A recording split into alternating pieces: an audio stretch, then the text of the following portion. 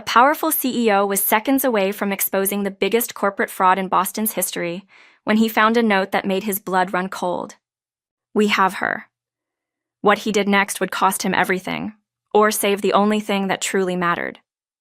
If you believe in courage, in love worth risking everything for, hit that subscribe button right now and share this story with someone who needs to remember that the bravest thing we can do is trust our hearts. Now, let's dive into this powerful emotion journey of love. Jean Morrison's hands wouldn't stop trembling. She stood by the water cooler on the 47th floor of Hayes Global Industries, watching the elevator numbers climb with the focused intensity of someone whose entire life was about to change in the next 60 seconds. The brass numbers glowed as they ascended. 43, 44, 45. Each floor brought her closer to the moment of no return, closer to either salvation or catastrophe. And Jean couldn't tell which one terrified her more. 7:30 in the morning. Mitchell Hayes would step out of that elevator in exactly, she glanced at her watch, 12 seconds. Punctual as sunrise, predictable in his routines, yet completely unpredictable in the way he'd upended everything Jean thought she understood about powerful men. The elevator chimed and Jean's breath caught somewhere between her lungs and her throat, refusing to move in either direction. This was insane. This was career suicide. This was the kind of desperate, reckless plan that only worked in movies, and even then usually got the protagonist fired or arrested or both. But the documents hidden in her apartment told a story that couldn't be ignored. $3 billion. Corporate fraud on a scale that would destroy everything Mitchell Hayes had built over 30 years. And at the center of it all, the one person Mitchell trusted most in the world. The elevator doors slid open. Mitchell Hayes stepped out, and even after 8 months of working in the same building, even after countless stolen glances and carefully casual observations, Jean felt her stomach flip. He was 52, but carried himself with the easy confidence of a man who'd earned every gray hair at his temples, every distinguished line around his eyes, tall, broad-shouldered, with salt and pepper hair that somehow made him more handsome rather than older. He wore a charcoal suit that probably cost more than Jean's monthly rent, but it was the way he moved that caught her attention, like someone comfortable in his own skin, unhurried despite running a $3 billion empire. Mitchell turned the corner toward the strategy conference room, a leather briefcase in one hand, a coffee from the lobby cafe in the other. His mind was clearly elsewhere, probably already running through the day's agenda. The signing ceremony scheduled for 2 o'clock that would seal the biggest merger of his career. The merger that would destroy him, now or never. Jean let go of the water cooler and swayed. It wasn't entirely an act. The adrenaline coursing through her veins made her genuinely lightheaded, made the floor tilt slightly beneath her feet. Her hand reached out, grasping for the wall, her fingers finding only empty air as she stumbled. "Miss Morrison?" His voice cut through her panic like a lifeline, deep and warm and immediately concerned. Suddenly he was there, moving faster than a man his size should be able to move, and strong hands caught her elbow, steadying her before she could fall.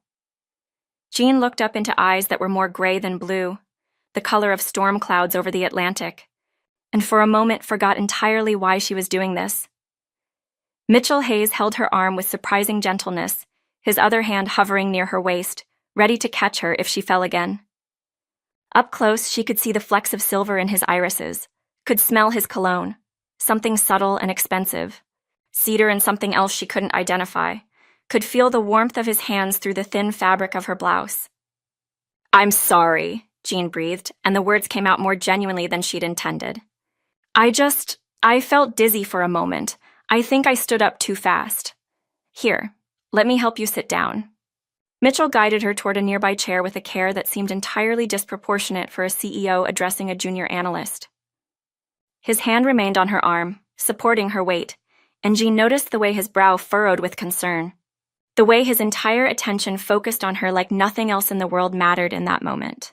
He crouched slightly to be at her eye level as she sank into the chair, and Jean realized with a start that he was genuinely worried. Not annoyed about the interruption to his morning routine, not impatient to get to his meeting, worried. "About her. Can I get you some water?" Mitchell asked, his voice softer now, almost tender. "Have you eaten this morning?" "Just coffee," Jean admitted, her heart hammering for reasons that had nothing to do with stage dizziness. Being this close to Mitchell Hayes, seeing the concern etched into his handsome features, feeling the warmth of his hand still steadying her arm. It was overwhelming in ways she hadn't anticipated. "That's not eating." There was a gentle sternness in his voice, almost paternal but not quite, something warmer. "You need to take better care of yourself, Miss Morrison." He'd said her name. Not "Are you all right" to a nameless employee, not "Someone call medical," but Miss Morrison. He knew who she was. This powerful man, who ran a multinational corporation and probably met hundreds of employees, knew her name. Jean's fingers moved before she could second-guess herself.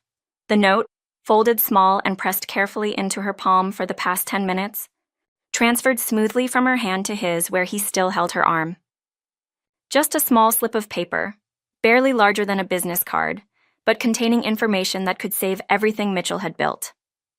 Or destroy them both. Mitchell's fingers closed around the note automatically, and Jean watched the exact moment realization dawned across his face. His eyes widened slightly, barely perceptible, but she was close enough to see it. His grip on her arm tightened just a fraction, and when his gaze met hers, Jean saw a flash of something intense and complicated. Surprise, understanding, fear, and something else she couldn't quite name. Their eyes locked, and the morning sun streaming through the floor-to-ceiling windows seemed to freeze, suspending them in this moment of understanding. The note was in his hand. He knew it was deliberate.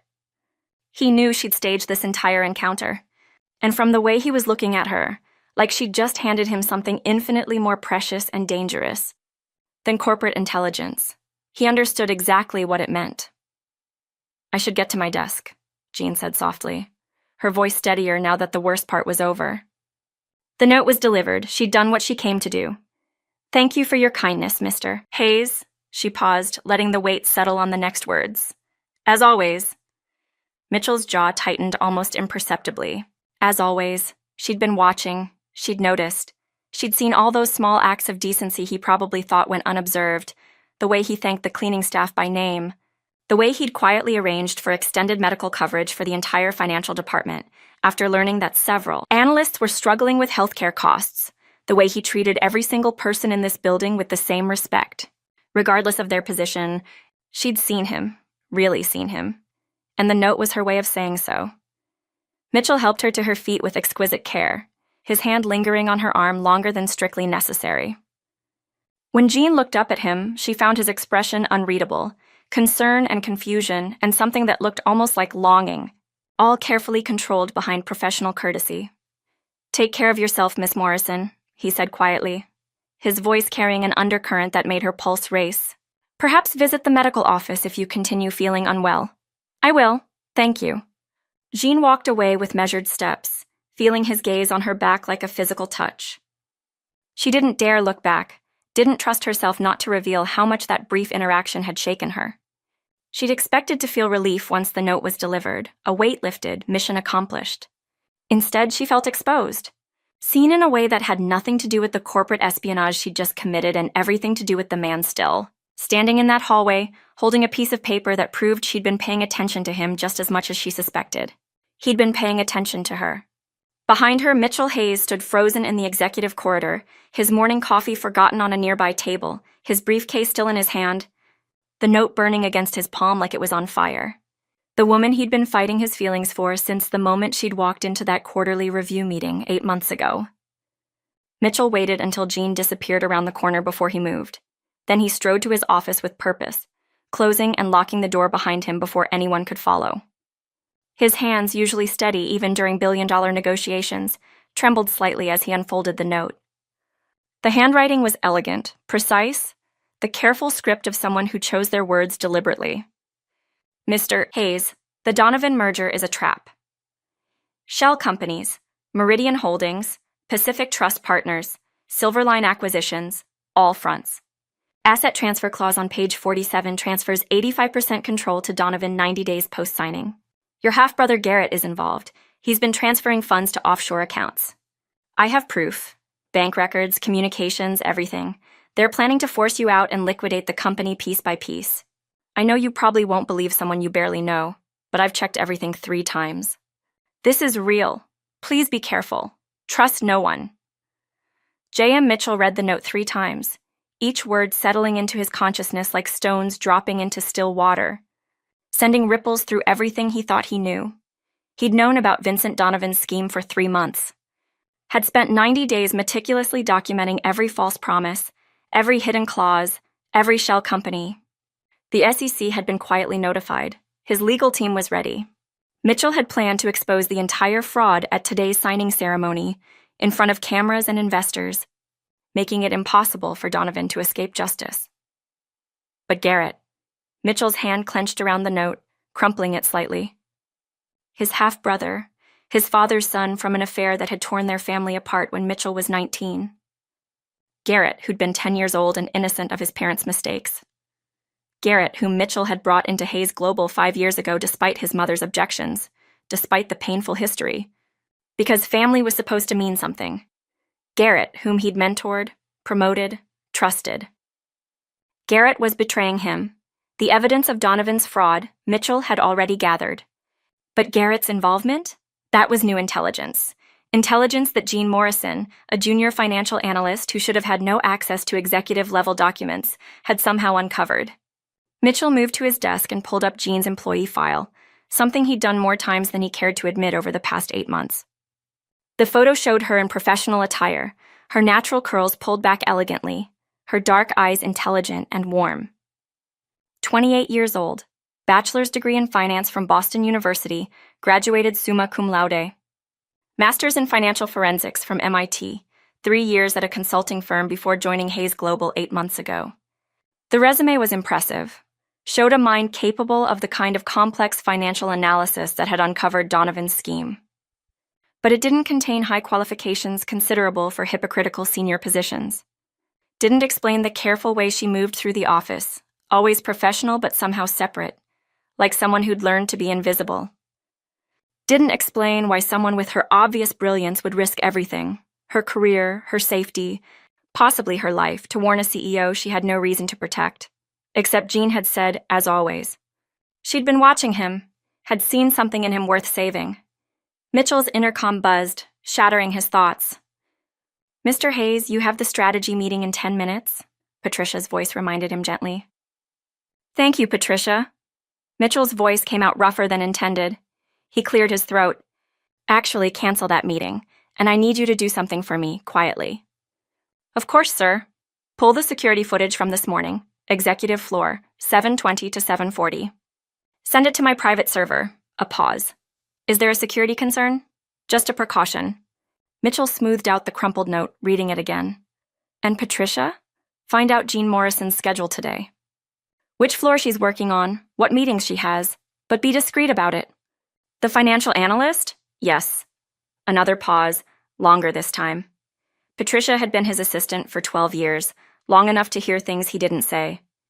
"I'll take care of it right away." Mitchell hung up and immediately dialed another number, one that bypassed the main switchboard entirely. Dominic Reeves answered on the first ring. "Boss?" "Dom, I need you to do something for me. Quietly, carefully, and starting immediately. I'm listening. Gene Morrison, junior analyst in financial. Mitchell paused, choosing his words carefully. "I need to make sure she's safe. But she can't know about it. Can you arrange for additional security on the 32nd floor? Make it look routine. Maintenance checks, standard patrols, whatever makes sense. Additional security for one analyst?" Dominic's voice carried professional curiosity but no judgment. He'd worked for Mitchell long enough to trust his instincts.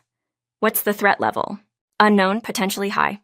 She may have stumbled onto something dangerous. Or deliberately investigated it," Mitchell thought but didn't say. "Just make sure she's protected, Dom. And if anyone unusual shows interest in her, anyone at all, I want to know immediately." "You got it. Anything else?" "Run a background check. Not the standard employment screening. I mean a thorough one. Family, finances, any vulnerabilities someone might exploit?" "You think someone's going to come after her?" Mitchell looked at the note again, at Gene's careful handwriting warning him about Garrett. If she'd uncovered his half-brother's involvement in the fraud, others might discover her investigation. And Vincent Donovan didn't just destroy his enemies, he destroyed anyone connected to them. "I think," Mitchell said carefully, "that she just made herself a target by trying to protect me. And I won't," his voice hardened, I won't let anything happen to her because she was brave enough to save me. Understood. I'll handle it personally. After hanging up, Mitchell allowed himself a moment to lean back in his chair and close his eyes. His heart was still racing, his mind spinning through implications and contingencies, and one thought that kept rising above all the others. Jean Morrison had risked everything for him. This brilliant, careful woman who should have stayed invisible, who should have kept her head down and protected her own position, had deliberately investigated a dangerous conspiracy, and then staged an elaborate encounter just to slip him a warning note. She'd trusted him, with explosive information, yes, but also with something more personal. The knowledge that she'd been watching him, seeing him, believing he was worth saving. Mitchell opened his eyes and looked out over Boston's financial district, the morning sun painting the buildings gold. Somewhere in one of those towers, Vincent Donovan was preparing for what he thought would be his greatest triumph. And somewhere in this building, probably sitting at her desk right now, Jean Morrison was terrified about what she'd just done. Having no idea that Mitchell Hayes had been fighting his feelings for her since the day she'd walked into that quarterly review meeting. It had been 8 months ago, a routine Wednesday morning financial review. Mitchell had been reviewing projections with his senior team when Patricia showed a new analyst into the conference room. Jean Morrison, recently hired to replace someone who'd left. She'd worn a simple navy dress that somehow made her luminous, her natural curls styled elegantly around her face. But it wasn't her beauty that had stopped Mitchell mid-sentence, though she was undeniably beautiful, with her glowing olive-toned skin and warm dark eyes. It was the quiet confidence in the way she'd moved, the intelligence that radiated from her even before she spoke, the grace with which she'd handled the barely concealed skepticism from senior executives who didn't appreciate having a new junior analyst in their meeting. And then she'd reviewed the quarterly projections and found an error. A subtle discrepancy in the earnings forecast that would have cost them millions if left uncorrected. While senior analysts with 20 years of experience had nodded along with the numbers, Jean Morrison had raised her hand politely and pointed out the miscalculation with such clarity and confidence that even Gregory Walsh, their CFO, had been forced to acknowledge his mistake. Mitchell had found himself leaning forward, captivated not just by her insight, but by everything about her, the way she spoke, the way she held herself, the intelligence that shone from her eyes when she explained complex financial concepts as if they were simple and obvious. He'd wanted to talk to her after the meeting, to thank her personally for the catch, maybe learn more about her background and how she'd spotted something everyone else had missed. Instead, he'd left the conference room before she could catch his eye, had deliberately avoided the financial department for the next week, had built walls between them before anything could even begin, because Mitchell Hayes knew exactly what happened to people he cared about in his world. He'd watched his wife Emily die slowly from cancer 3 years ago, had seen how his enemies had tried to use her illness as leverage in business negotiations. He'd spent the last 3 years alone, deliberately and carefully alone, because caring about someone made them a target. His world wasn't safe for people he loved. Corporate warfare wasn't fought just in boardrooms. It was fought through threats, intimidation, and attacks on anyone vulnerable. Vincent Donovan alone had destroyed 3 business rivals by targeting their families, their children, everyone they cared about. So Mitchell had stayed alone, built his empire from a safe emotional distance where no one could be used against him, where he never had to choose between protecting someone he loved and protecting his company. But then Jean Morrison had spent 8 months being exactly the kind of person Mitchell couldn't ignore. He'd watched her from afar, unable to help himself, had noticed when she arrived early and stayed late, when she helped other junior analysts with complex projects without taking credit, when she treated the reception staff and maintenance workers with the same respect she showed senior executives. He'd found himself walking past the financial department more often than necessary, catching glimpses of her at her desk, her brow furrowed in concentration as she worked through spreadsheets. He'd learned her coffee order from the cafeteria, vanilla latte with almond milk, and had anonymously arranged for the cafe to stock better almond milk options. He'd discovered she was supporting her grandmother on her salary and had quietly restructured the benefits package for all financial department employees, knowing Jean would never accept direct help. These small acts of protection, of caring from a distance, had been Mitchell's compromise with himself. He could ensure her well-being without getting close enough to make her a target, could watch over her while maintaining the walls that kept her safe. But this morning, Jean had demolished those walls with a folded piece of paper. She'd stepped directly into his world, into his problems, risking herself to save him.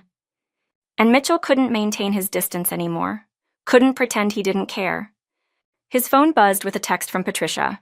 Jean Morrison's schedule. At her desk until 11 now. Should be safe, in other words. Visible, in a populated area, surrounded by other employees. Mitchell typed back, "Thank you. One more thing. I need to see her. Schedule a meeting for 11 in my office. Tell her it's regarding some financial analysis I need reviewed. Keep it vague." He needed to talk to her, needed to understand how much danger she'd put herself in, needed to make sure she understood the risks. Needed to look into those warm, dark eyes and figure out how to protect someone who'd just made herself impossible to protect from a distance. The signing ceremony was 7 hours away. By tonight, Mitchell would expose Vincent Donovan and Garrett, would tear down the fraud scheme they'd built, would save his company with the evidence he'd been gathering for months. But more urgently, more importantly, he needed to save Jean Morrison from the consequences of her own courage. Sometimes the only way to keep someone safe was to step close enough to put yourself between them and danger. And Mitchell was done maintaining careful distance from the woman who'd been brave enough to slip a warning into his hand. Jean sat at her desk trying to focus on a spreadsheet analysis, but the numbers kept blurring together into meaningless columns. Her hands had finally stopped shaking, but her heart still raced every time someone walked past her cubicle. She'd done it. She'd actually done it. Given Mitchell Hayes evidence of a fraud scheme that could destroy his company, implicated his own half-brother in the conspiracy, and staged an elaborate dizzy spell to do it. Career suicide didn't even begin to cover the magnitude of what she'd just risked. "Morrison, you look like you're about to pass out for real this time." Todd Brennan, her cubicle neighbor and one of the few colleagues she'd befriended, rolled his chair over with a concerned expression. "Everything okay? I heard you had some kind of dizzy spell on the executive floor this morning." Jean's stomach dropped. Word traveled fast in an office building. "I'm fine. Just stood up too fast. Low blood sugar." "You sure? Because you've been staring at that same spreadsheet for 20 minutes without typing anything." "Just thinking through some calculations," Jean lied, forcing herself to click a few cells and enter random numbers. "Complex stuff." Todd looked unconvinced but mercifully dropped it. "Well, don't work yourself into exhaustion. Not worth it, you know? Just a job. Just a job." Jean almost laughed. If Todd knew what she'd spent the last 3 weeks doing, accessing files above her clearance level, tracing offshore accounts, connecting dots that implicated one of the most powerful men in Boston in corporate fraud, he'd think she was insane. Maybe she was insane. What did she really think would happen? That Mitchell Hayes would read her note, believe a junior analyst he barely knew, and act on intelligence that implicated his own brother?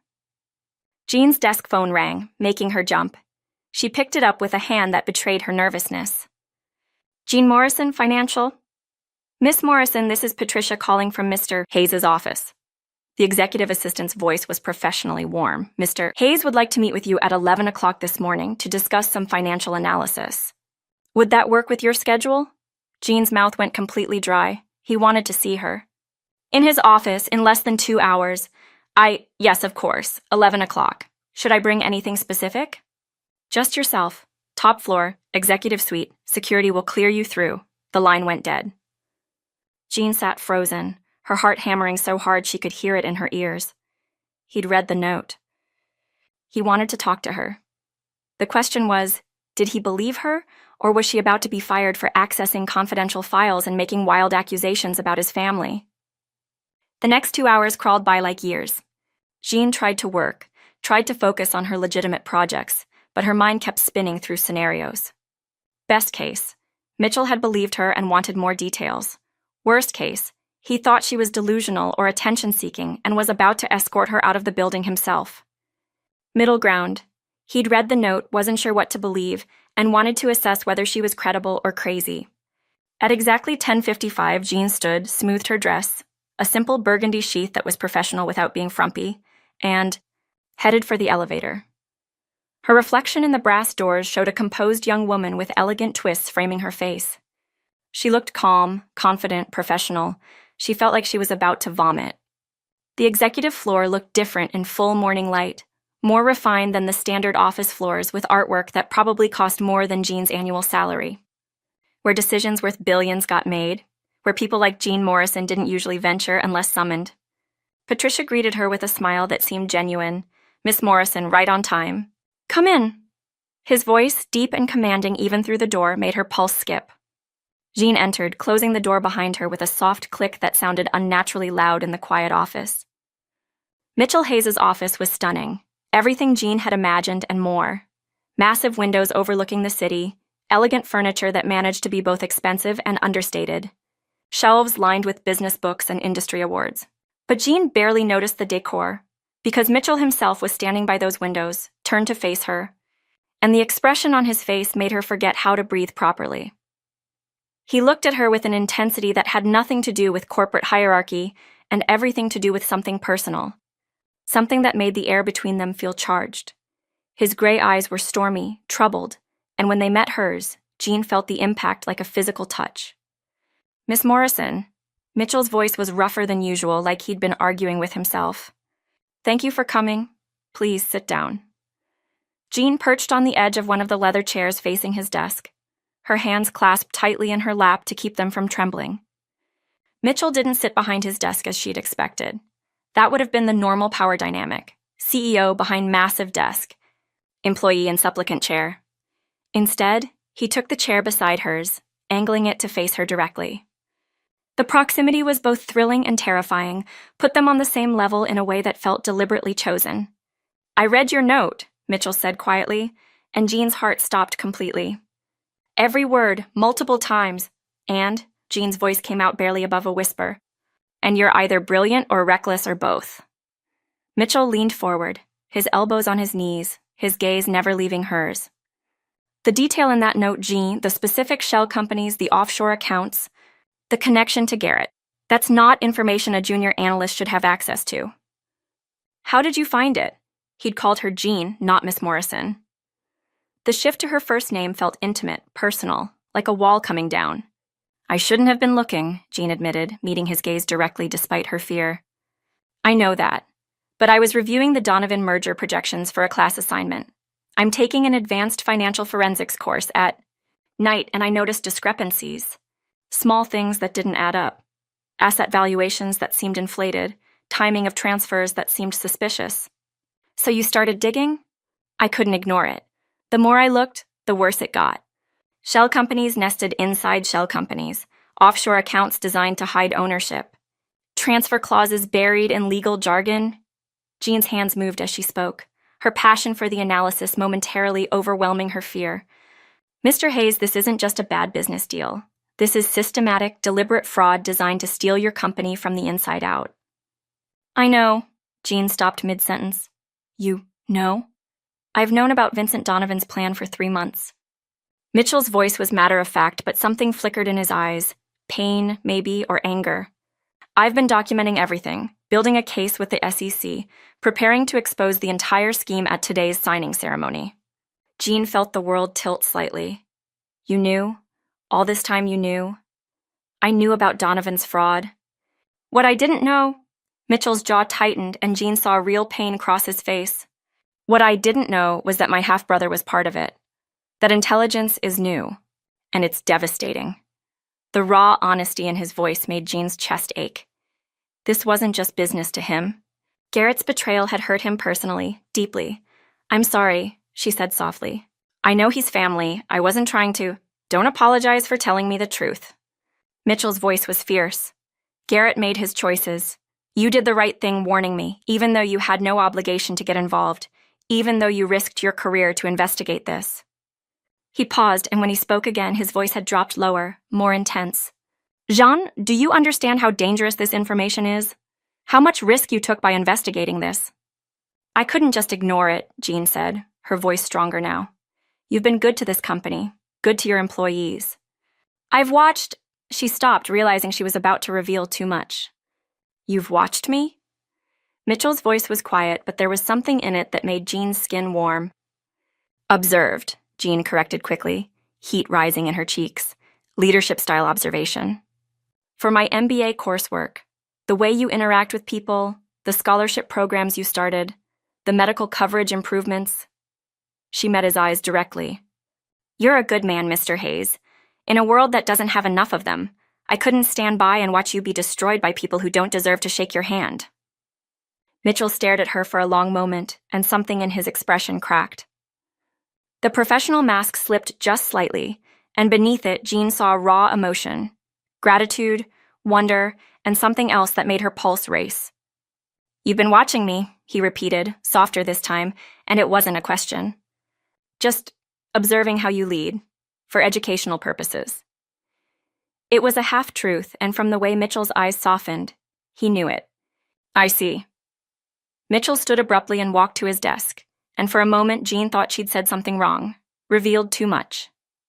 But then he turned back, and his expression was troubled in a way that had nothing to do with corporate fraud. Jean, I need to tell you something, and I need you to listen carefully. The seriousness in his tone made her straighten. Okay. Vincent Donovan isn't just a bad businessman, he's dangerous. Genuinely dangerous. Mitchell's voice was hard now, protective. I've known him for 20 years.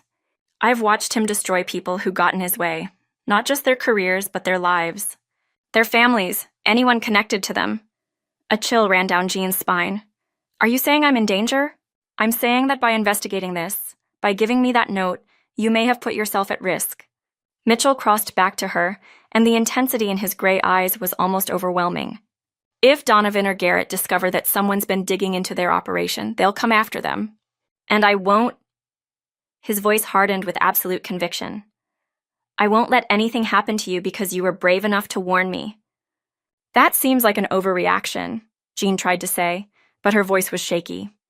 I'm just a junior analyst. Surely, you're not just anything. The words came out sharp, almost harsh, and Mitchell seemed to realize it. He gentled his voice, but not his intensity.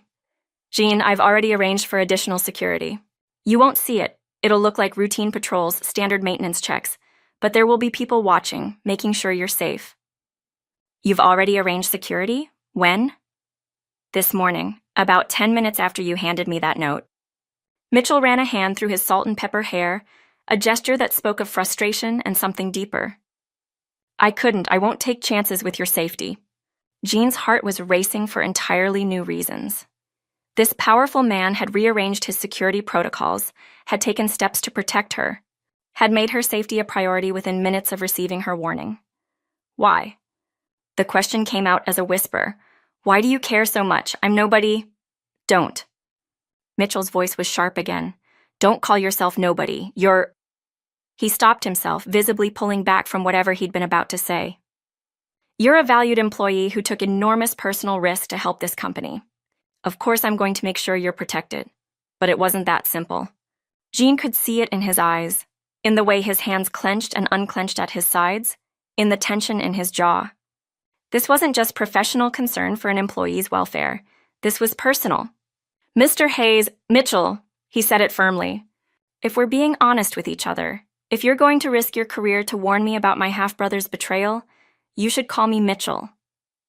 Mitchell, Jean repeated, and his name felt intimate on her tongue, like crossing a threshold. What happens now, after the signing this afternoon?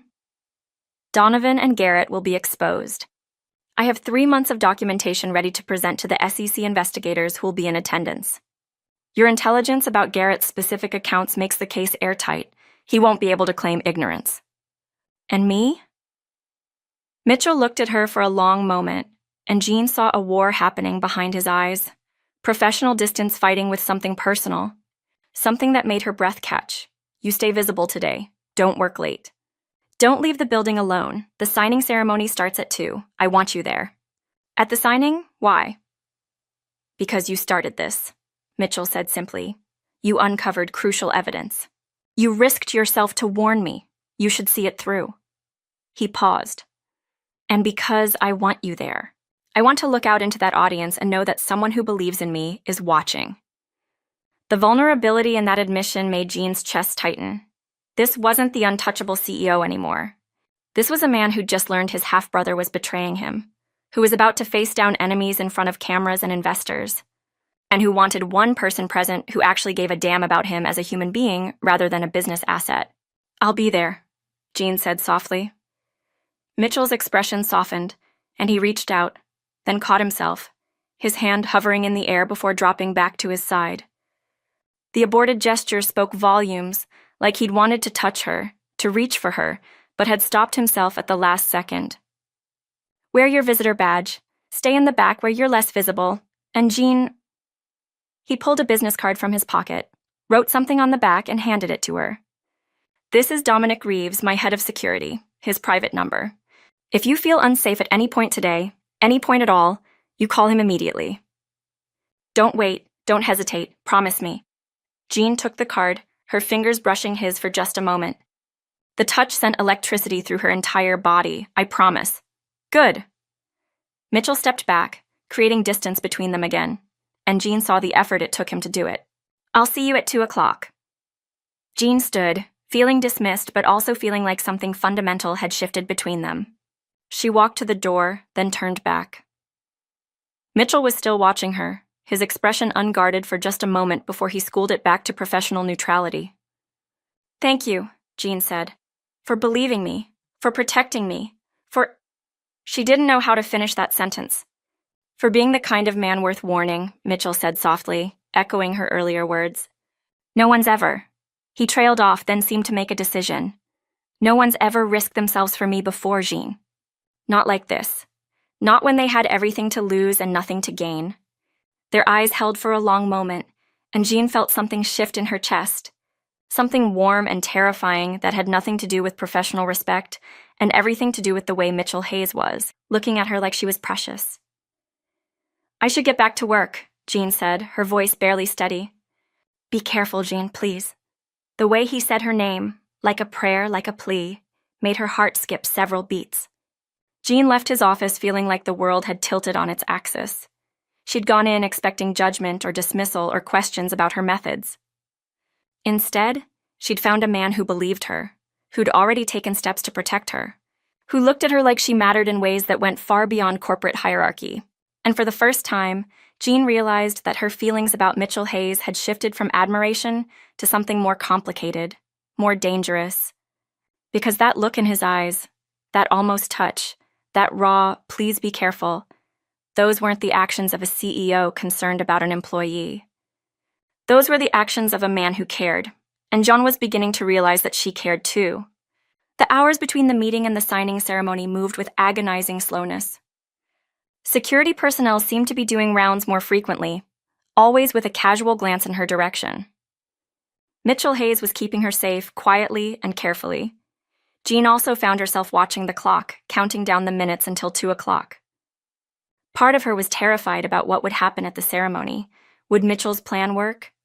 Would Donovan and Garrett be exposed? Would there be retaliation? But another part of her, a part she was only beginning to acknowledge, just wanted to see Mitchell again. Wanted to be in the same room with him, even if it was in a crowd of hundreds. Wanted to watch him take down his enemies with the kind of controlled power that made her pulse race. At 1:30, Jean stood from her desk, smoothed her burgundy dress, and headed for the main conference hall. The building buzzed with energy. This merger was huge news and everyone wanted to witness it. Jean signed in at the registration desk, received her visitor badge, and slipped into the back of the rapidly filling auditorium. The space had been transformed. A stage at the front held an elegant table with 2 chairs, microphones, and stacks of documents. Camera crews from major news outlets lined the sides. Investors and board members filled the premium seats up front. The air hummed with anticipation and the low murmur of important people discussing important things. Jean found a spot near the back corner, partially hidden behind a support column. From here she could see the stage clearly, but remained relatively inconspicuous. Exactly as Mitchell had wanted. At 1:55, the room began to quiet. Vincent Donovan emerged from backstage, and Jean got her first good look at the man who'd been planning to destroy Mitchell's company. He was in his late 50s, silver-haired and distinguished-looking in an expensive suit.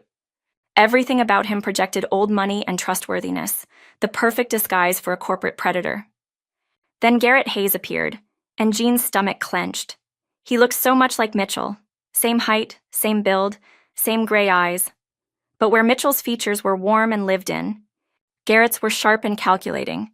He smiled at the crowd with practiced charm, playing the role of dutiful VP perfectly. and then Mitchell walked onto the stage. Jean's breath caught. He looked absolutely commanding in a navy suit, his salt and pepper hair perfectly styled, his presence filling the entire room without him saying a word. But Jean could see what others probably couldn't. The slight tension in his shoulders, the carefully controlled emotion in his eyes, the way his jaw was set with determination. He was preparing for battle. Mitchell's eyes swept the crowd, and Jean saw the moment he found her. Their gazes locked across the crowded room, and something passed between them. Acknowledgement, connection, a promise. I see you. You're here. We're doing this together.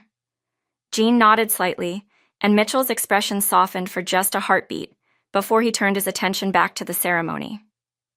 Ladies and gentlemen, Donovan's voice boomed through the microphone, all false warmth and artificial enthusiasm. Thank you for joining us today to witness this historic moment. The merger of Hayes Global Industries and Donovan Enterprises represents a new era in technology innovation. He droned on, laying it on thick about partnership and shared vision and unprecedented opportunities. Jean watched Garrett, saw him nodding along, playing his part. These men were about to steal everything Mitchell had built, and they stood there smiling like benefactors. Jean's hands clenched in her lap. She wanted to scream at them, to expose them right now.